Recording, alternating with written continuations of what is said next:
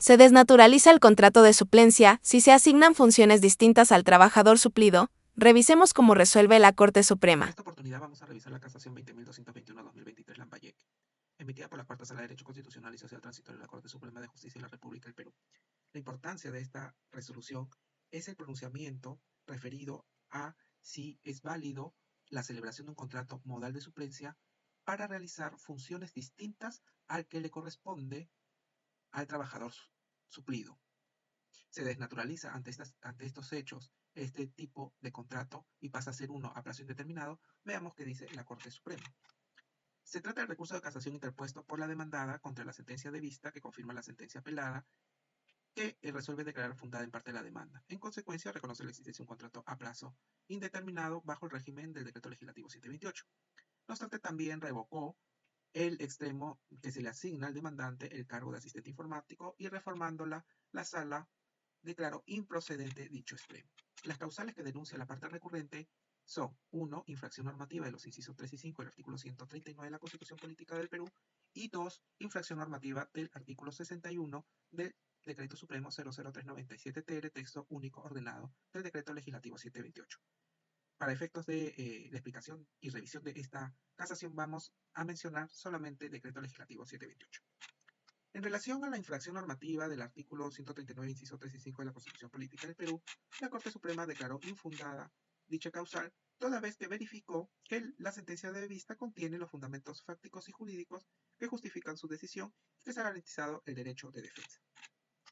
Sobre la infracción normativa del artículo 61 del Decreto Supremo 00397-TR, la Corte Suprema lo que hace es delimitar el pronunciamiento en los siguientes términos. El problema jurídico que plantea el recurso de casación consiste en determinar los alcances y límites del ius variandi del empleador en el marco de un contrato de suplencia, con el objetivo de establecer si este tipo de contrato requiere para su validez que las funciones desempeñadas por el trabajador suplente sean las mismas o similares que las del trabajador suplido. En esta casación, la Corte Suprema emite pronunciamiento y efectúa un análisis sobre la contratación laboral en el Perú, sobre los supuestos de desnaturalización de los contratos modales, sobre la relación entre el contrato de suplencia y el ius variandi del empleador, para finalmente pronunciarse sobre el caso concreto. Sobre el primer punto que está referido a la contratación laboral en el Perú, la Corte Suprema hace notar que la contratación laboral, como regla general, es a plazo indeterminado, siendo que esta puede ser verbal sin ningún tipo de formalidad o también puede ser escrita, mientras que los contratos modales sí son una excepción a la regla, en la medida que mientras que los primeros se presumen a partir de la comprobación de los elementos esenciales del contrato de trabajo, la segunda son celebrados conforme y de acuerdo a ley. Estos contratos modales son excepcionales por su temporalidad y responde a las necesidades muy específicas y transitorias de la empresa. Así queda claro que en nuestro sistema legal y constitucional autoriza la suscripción de estos tipos de contratos a plazo fijo siempre y cuando estos obedezcan a la temporalidad y excepcionalidad de la labor contratada. La duración del vínculo laboral debe ser garantizada mientras subsista la fuente que le dio origen. Entonces, de acuerdo a la Corte Suprema, no basta que las partes hagan referencia al tipo contractual o se efectúen una revisión a las normas que regulan ese tipo de contrato. Necesariamente sostiene la Corte Suprema que debe contener las causas objetivas que justifican este tipo de contratación.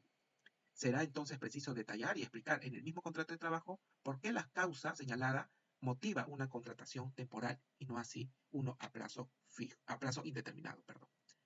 Por otro lado, en cuanto a la desnaturalización de los contratos modales, de forma general, el artículo 77 del Decreto Legislativo 728 enumera los supuestos en los cuales los contratos modales pasan a ser un contrato a plazo indeterminado. Entre ellos vamos a encontrar el inciso D de la mencionada norma, donde señala que esta desnaturalización del contrato se configura cuando el trabajador demuestre la existencia de simulación o fraude a las normas establecidas en la presente ley. Hace notar la Corte Suprema que un contrato modal se considera como un contrato a plazo indeterminado si se configura alguno de estos supuestos de desnaturalización. Así, un contrato modal vulnera el orden público y por ello es nulo cuando la contratación temporal excede los límites excepcionales establecidos para cada modalidad contractual, como son si el trabajador continúa laborando pese a que se venció el contrato de trabajo, o cuando se terminó la obra que justificaba su contratación temporal y aún así sigue trabajando, o también cuando se demuestre la existencia de simulación o fraude a la ley. Sobre lo dispuesto sobre el supuesto de desnaturalización contractual establecido en el inciso D del artículo 77 del Decreto Legislativo 728, es necesario precisar que el fraude a la ley se refiere al incumplimiento de los requisitos y o formalidades establecidas por el legislador para la celebración válida de un contrato modal, los cuales son: 1. Que el contrato modal se celebre por escrito, siempre debe pasar ello; 2. Que se consigne de forma expresa su duración; y 3. Que se consigne de forma expresa las causas objetivas determinantes para su celebración, tal como lo establece el artículo 72 del Decreto Legislativo 728. Y es que el artículo 53 de la misma norma establece que los contratos de trabajo sujetos a modalidad pueden celebrarse cuando así lo requieran las necesidades del mercado o mayor producción de la empresa, así como cuando lo exija la naturaleza temporal o accidental del servicio que se va a prestar o de la obra que se va a ejecutar, excepto los contratos de trabajo intermitentes o de temporada que por su naturaleza son permanentes. En esta línea entonces resulta importante precisar que cuando el legislador exige la consignación de una causa objetiva de contratación como requisito de validez de este tipo de contrato, esta no puede ser satisfecha con la sola consignación del cargo y del tipo de contratación. Tampoco se satisface dicha exigencia con la enumeración de las funciones a desempeñar por el trabajador contratado, sino que se debe expresar las razones por las que se justifica la contratación modal, a la luz de las exigencias legales establecidas por el legislador para el contrato modal o a plazo fijo celebrado. Solo consignar el cargo, las funciones o la duración del contrato de trabajo desnaturaliza el contrato modal, cualquiera sea su modalidad empleada, en tanto ello también constituye un supuesto de fraude a la ley laboral. Ahora, en cuanto al contrato de suplencia, el artículo 61, que además es la norma que se ha denunciado como infracción normativa, señala que el contrato accidental de suplencia es aquel celebrado entre un empleador y un trabajador con el objeto de que éste sustituya a un trabajador estable de la empresa, cuyo vínculo laboral se encuentre suspendido por alguna causa justificada prevista en la legislación vigente o por efecto de disposiciones convencionales aplicables en el centro de trabajo. Su duración será la que resulte necesaria según las circunstancias. Entonces, la causa objetiva que justifica la validez de este tipo de contrato consiste en la sustitución de un trabajador estable de la empresa cuyo vínculo laboral se encuentra suspendido por una causa justificada en la ley. Por lo tanto, será válido el contrato modal por suplencia que cumpla con especificar: 1. El trabajador estable de la empresa; 2. Las razones que originaron la suspensión del contrato de trabajo; y 3. La plaza liberada en el cual es contratado el trabajador suplente. La relación entre el jus variandi, que es el poder de dirección del empleador, y el contrato modal de suplencia, la Corte Suprema ha señalado que el empleador puede organizar y dirigir las actividades laborales del trabajador para adaptarla a las nuevas circunstancias que exige el avance tecnológico y científico, pero respetando siempre lo pactado en el contrato de trabajo.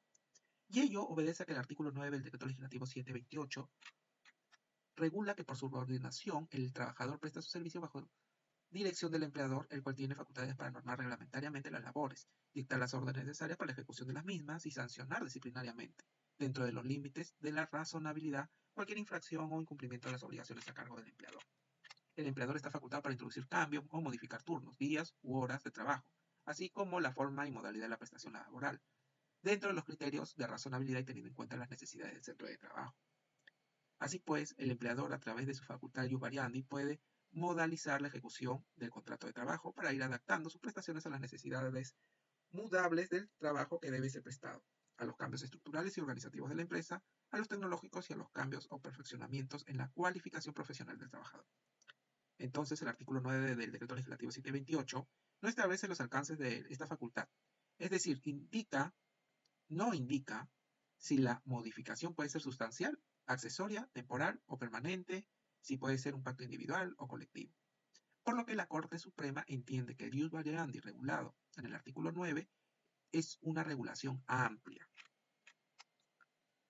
Al respecto, hace referencia a la casación 10.295/2014, en donde se habría señalado que esta facultad solo puede modificar los elementos no esenciales de una relación laboral o aquellas condiciones accesorias, pues la modificación de actos sustanciales del contrato de trabajo importa transformar la relación jurídica inicial en otra distinta. Es decir, se novaría el contrato de trabajo, de acuerdo a la Corte Suprema, si el empleador modifica elementos esenciales de la relación laboral.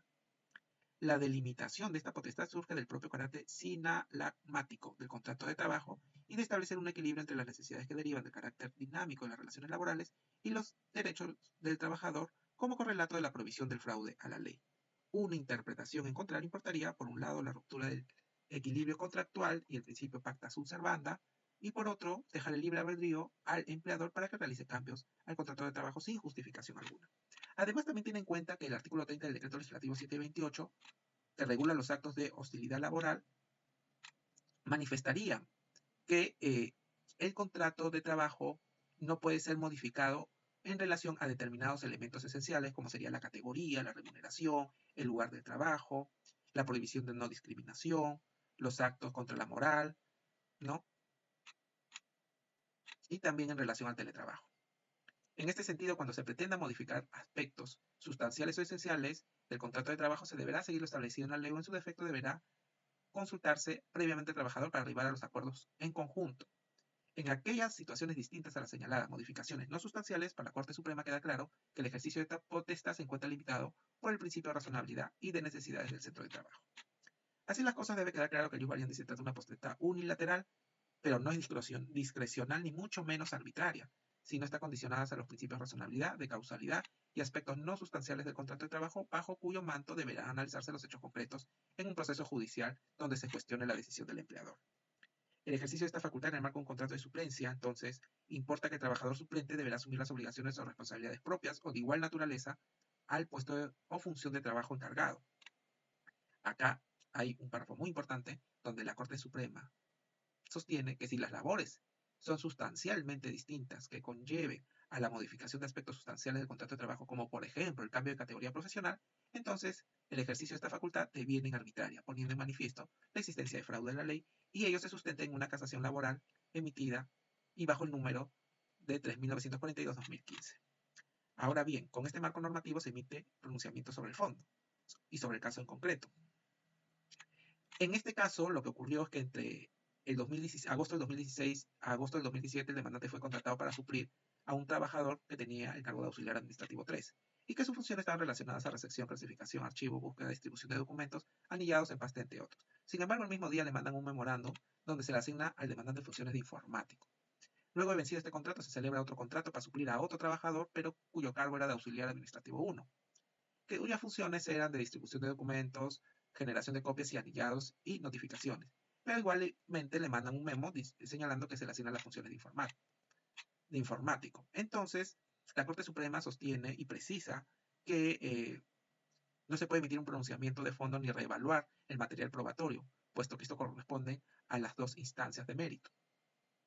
Y con la emisión de una resolución de las dos instancias, se garantiza la pluralidad de instancias establecida en la Constitución Política del Perú. No obstante, en esta instancia se hace un control de la interpretación de la ley.